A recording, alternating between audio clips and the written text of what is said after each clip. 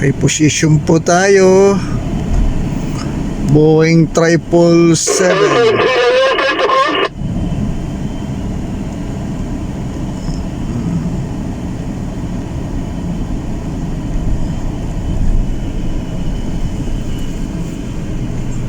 Mabalaho tayo rito. Sundan po natin yung ating ini-escortan na 777,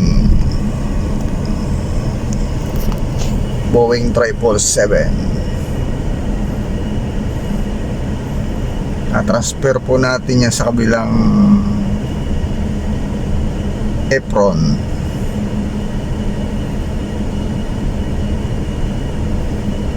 Dito ko po siya pinaraan sa runway.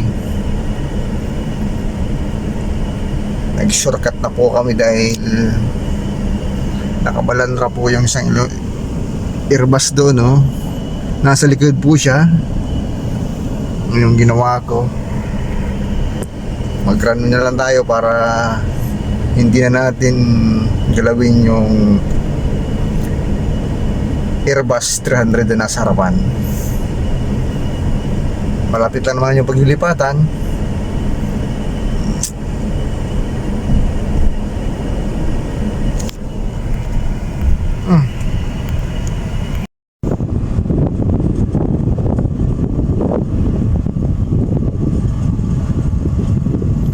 Position po tayo dito sa kabilang runway. Boeing 777. Yan po yung aeroplano na peace out na ng Saudi.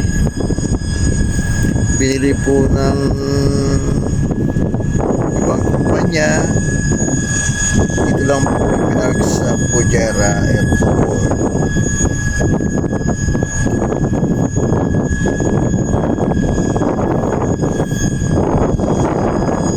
Anim po yan na 777. Ayun na po yung dalawa.